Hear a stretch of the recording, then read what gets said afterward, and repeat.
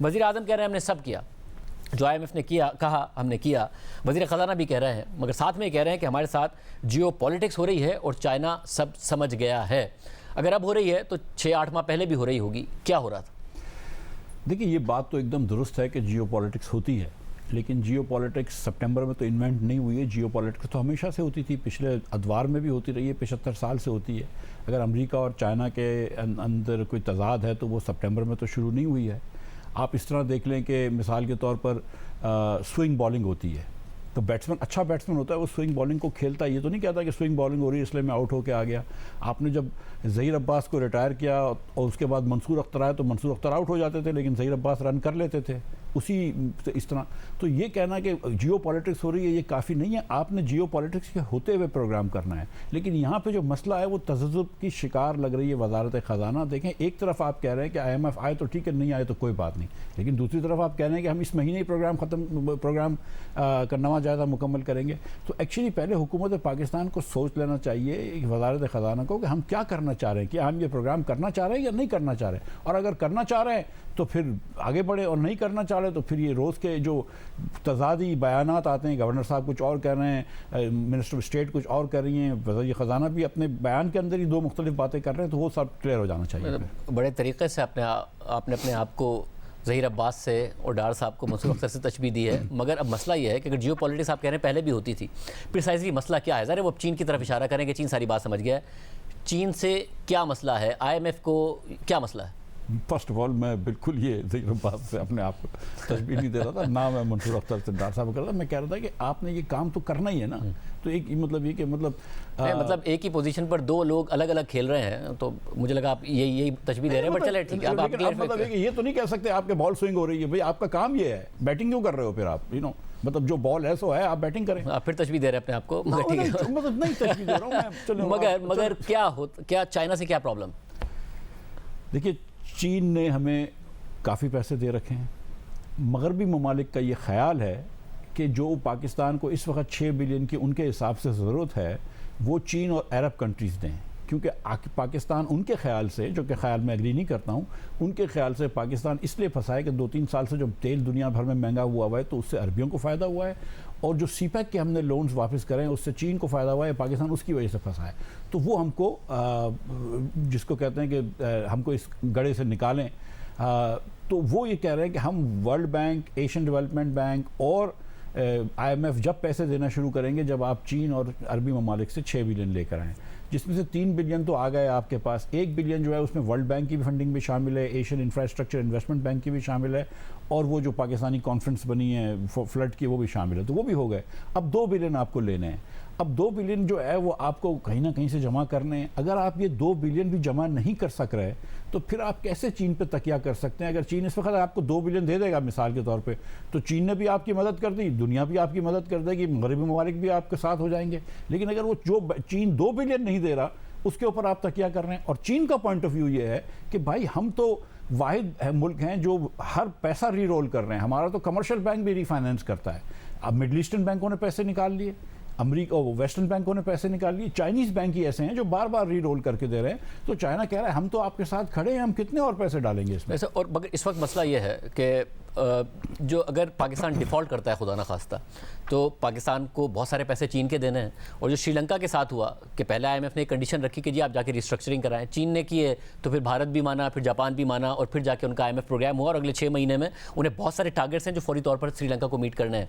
तो पाकिस्तान का जो डिफ़ॉल्ट है, मुमकिन डिफ़ॉल्ट, उसका नुकसान भी तो चीन को होना है। तो वो $2 अरब देने में मसला क्या है अगर जियो पॉलिटिक्स है और वज़ीर ख़जाना कह रहे हैं कि चीन को सब समझ में आ गया? देखिए, जो मेरा तजुर्बा है वो ये कि चीन भी ये चाहता है कि हमारा IMF प्रोग्राम हो जाए, अमेरिका भी ये चाहता है हमारा IMF प्रोग्राम हो जाए, मिडल ईस्टर्न कंट्रीज़ बहुत शिद्दत से चाहते हैं कि हमारा IMF प्रोग्राम हो जाए। और ये जो पैसे इन्होंने दिए हैं आपको, जो 2 बिलियन और 1 बिलियन, उस पर भी ये लिखा हुआ है कि Pakistan has to be in good standing with the IMF, जो पहले भी सऊदी अरब के पैसों में। तो अगर ये IMF के पैसे नहीं होते तो सऊदी अरब के भी पैसे नहीं आएंगे 2 बिलियन, और UAE के भी पैसे 1 बिलियन नहीं आएंगे, वो लिख के दिया इन्होंने। सो ये हर मुल्क चाहता है कि हम डिफ़ॉल्ट की तरफ ना जाएं। पाकिस्तान जैसे मुल्क से हमारे दोस्तों को तो नुकसान होगा, हमारे दुश्मनों को भी खुदा न खास्ता नुकसान होगा अगर हम खुदा न खास्ता डिफ़ॉल्ट करते हैं। तो कोई नहीं चाहता है कि डिफ़ॉल्ट करना, लेकिन इसकी एक सीधी सीधी स्ट्रैटेजी है, आप मतलब उसको फॉलो करें। नहीं, मगर अब इसमें मसला ये है कि उन्होंने बजट दिया, बजट आईएमएफ के साथ शेयर किया। आईएमएफ अगर पहले $6 अरब का कह रहा था, फिर कह रहा था कि करेंसी मार्केट में मैनिपुलेशन ना करें। डॉक्टर साहब कहते हैं पैसे ही नहीं हमारे पास, डॉलर्स है ही नहीं, तो हम करेंसी मार्केट में क्या मैनिपुलेशन करेंगे, सिर्फ मार्केट रेट ही है। साथ में अगर $6 अरब का इंतजाम हो भी जाए और चीन $2 अरब दे भी दे, मगर अब तो वाजे लग रहा है कि आईएमएफ ने और कंडीशंस लगा दी हैं उस नवे रिव्यू के लिए जो बहुत पहले हो जाना था। तो वो गलत तो नहीं कह रहे हैं कि आईएमएफ का रवैया इंतहा ज़्यादा सख्त हो गया? शादी भाई, मैं ये नहीं कह रहा हूँ कि आईएमएफ का रवैया आसान है, मैं बिल्कुल ये नहीं कह रहा हूँ। मैं वही बात कर रहा हूँ कि मुश्किल हालात होते हैं, हमको काम इन्हीं हालात में करना होता है। अब दुनिया आसान नहीं कर देती आपको। अगर ये हम नवंबर में कर लेते तो वो पहले 3 महीने का रिव्यू देखते, रिजल्ट्स देखते, लेकिन क्योंकि अब आप 12 महीने पे खड़े हैं तो वो 12 महीने का रिव्यू देखेंगे, और जाहिर है कि आपका अगला बजट आया तो वो भी देखेगा।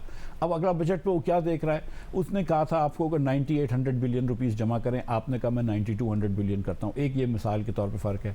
उसके बाद वो 9200 पे भी उसको एतबार नहीं है कि ये पैसे जमा हो जाएंगे, 30% आपका इंक्रीज़ हो जाएगा इसी उसमें, क्योंकि आपने थोड़ी सी और टैक्स, जिसको वो कहते हैं, आपने जो टैक्स एक्सपेंडिचर्स दिखाएं। उसके बाद उनका ये ख्याल था कि आपको थोड़ा सा बिस और बढ़ा सकते थे आप, वो आपने नहीं बढ़ाया। और फिर उसका उनका कुछ रिजर्वेशंस हैं about power subsidies and all that, जो हमेशा होती हैं, लेकिन उसको आप फिर डील करते हैं। वैसे मगर डील कैसे करें, क्योंकि इस मामले में तो जो मुश्किल सूरत हाल का सामना करना पड़ रहा है डॉक्टर साहब को, वो तो आपके वाले बजट की वजह से कि आपने जो बजट दिया वो बड़ा अनरियलिस्टिक था। आपने जो खसारे का टारगेट किया उससे कुछ 2,500 अरब रुपए ज़्यादा खसारा किया। आपने 3,900 अरब रुपए डेट सर्विसिंग के लिए रखे कि हम सूद की मद में देंगे, वो कोई 5,300 अरब रुपए होने जा रहे हैं। तो वो तो आपका बजट था जिसकी वजह से उनके क्रेडिबिलिटी क्राइसिस आया। तो वो तो आपका मसला है, उनका नहीं है।